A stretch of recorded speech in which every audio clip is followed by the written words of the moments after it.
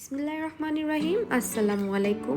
আজ আমি আপনাদের সঙ্গে একটি আনকমন রেসিপি শেয়ার করব, যেটা কিনা আমরা শহর বাংলায় বলে থাকি মোরালি, আর গ্রাম বাংলায় এটা জনপ্রিয় একটা নাম আছে, খুরমা নামে পরিচিত। প্রথমেই আমি নিয়ে নিচ্ছি 1 কাপ পরিমাণ ময়দা, পরিমাণ মতো লবণ, 1 চা চামচ পরিমাণ চিনি। চিনিটা দিলে খুরমাটা ক্রিস্পি হবে, যার জন্য আমি চিনিটা এখন অ্যাড করে নিয়েছি। 2 টেবিল চামচ পরিমাণ আমি তেল দিয়েছি, আপনারা আপনাদের পরিমাণ মতো তেল দিয়ে নেবেন। এখন আলতো আলতো করে মেখে নিয়ে তারপর পরিমাণ মতো আস্তে আস্তে করে উষ্ণ গরম পানি দেওয়ার চেষ্টা করবেন। এক্ষেত্রে ডোটা অতিরিক্ত টাইম নিয়ে ভেজা কাপড় দিয়ে ঢেকে রাখতে হবে না, যার ফলে আমি উষ্ণ গরম পানি অ্যাপ্লাই করেছি। আপনারাও উষ্ণ গরম পানি দিয়ে অ্যাপ্লাই করার ট্রাই করবেন। আমি অল্প অল্প পরিমাণ মতো উষ্ণ গরম পানি দিয়ে ডোটা মেখে নিচ্ছি।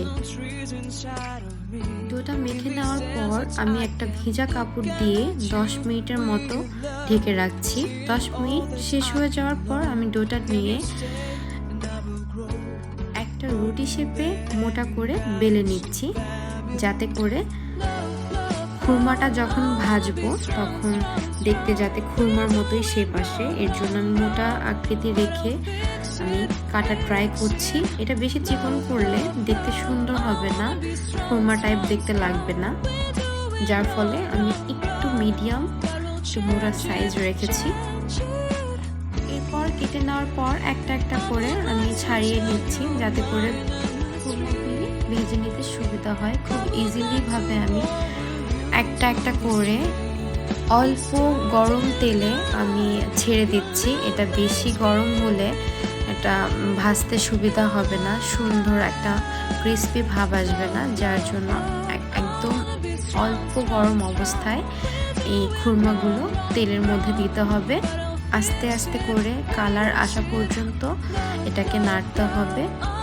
সুন্দর একটা ব্রাউন কালার চলে আসার পর একটা পাত্রে তুলে নিতে হবে। এরপর আমরা সেকেন্ড স্টেপে চলে যাব। এর জন্য আমাদের লাগছে 1 কাপ পরিমাণ চিনি, 1/2 কাপ পরিমাণ পানি দিয়ে এটাকে ফুল আঁচে খুব সুন্দরভাবে নাড়াচাড়া করে নিতে হবে। যখন দেখব যে পানি থেকে চিনিটা একদম আলতো আলতো করে ছেড়ে দিচ্ছে, তখনই আমরা ভেজে রাখা খুরমাটা চিনি শিরার মধ্যে দিয়ে দিব।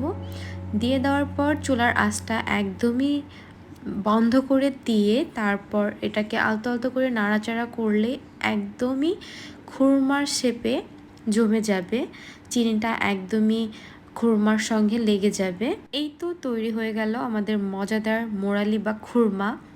আপনাদের যদি এই রেসিপিটি ভালো লেগে থাকে অবশ্যই বাসায় ট্রাই করবেন। আর হ্যাঁ, আমার চ্যানেলটিকে সাবস্ক্রাইব করতে ভুলবেন না। আল্লাহ হাফিজ।